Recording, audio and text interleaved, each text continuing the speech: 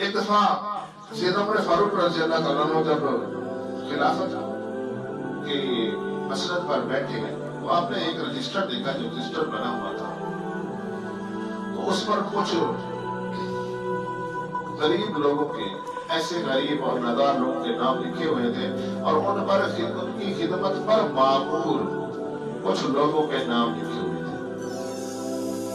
تو ایک یتیم بچیاں سیدنا عمر فاروق رضی اللہ عنہ کے پاس آئیں روتی ہوئی، انہوں نے کہا کہ سیدنا ابوبکر صدیق رضی اللہ عنہ ہمارے گھر کی بکریوں کا دودھ بھی دو لیتے تھے، جس کی وجہ سے ہم کھانا پینا بھی اس سے کرتی تھی اور ان کو بیچ کر اپنے گھر کا گزر بسر بھی کرتی تھی۔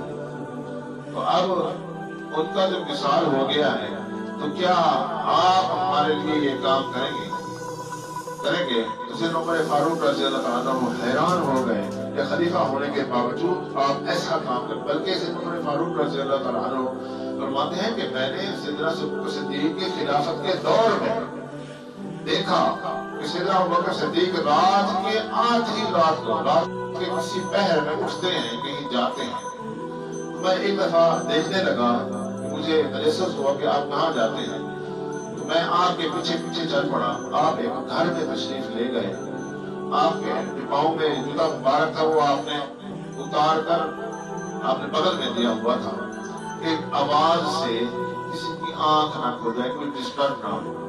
میں چھپ کر کھڑا ہو گیا، میں نے دیکھا کہ وہ ایک بوڑھی نابینا عورت کا گھر تھا جس کا کوئی وارث نہیں تھا۔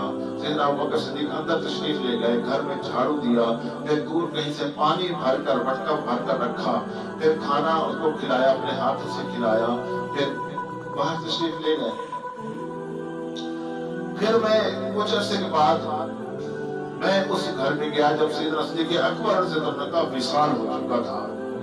تو میں نے اس گھر کو بھی سنبھالا، اس یتیم بچیوں کو بھی کے گھر کو بھی سنبھالا۔ جب میں اس بڑی عورت کے گھر میں گیا، میں نے جھاڑو دی، اسی طریقے سے جھاڑو دیا، پھر پانی بھر کر لایا، پھر اماں کے ساتھ آ کر کھانا جو لے آیا تھا وہ کھانا کھلانے لگا۔ تو اس نے پوچھا کہ تمہارا نام کیا ہے؟ تو میں نے کہا میں عمر ہوں۔ تو اس نے کہا کہ وہ پہلے والا شخص کہاں پہ گیا، وہ پہلا شخص کہاں گیا؟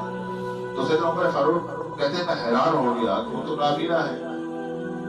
تو میں نے کہا کون سا پہلا شخص؟ میں ہی آتا ہوں۔ تو نے کہا نہیں، وہ جو پہلا شخص آتا تھا میں ان سے پوچھتی رہتی تھی کہ تمہارا نام کیا ہے، لیکن وہ کہتا تھا کہ اماں جان نام میں کیا رکھا ہے، میرے کان کو دیکھو، اگر میرے کان میں کوئی کمی ہے تو بتاؤ، میں کوئی کمی نہیں رہنے دوں گا، نام تو کیا رکھا ہے۔ لیکن تم نے پہلی ہی سوال پر اپنا نام بتا دیا تو مجھے سمجھ لگ گئی کہ وہ تم وہ نہیں ہو۔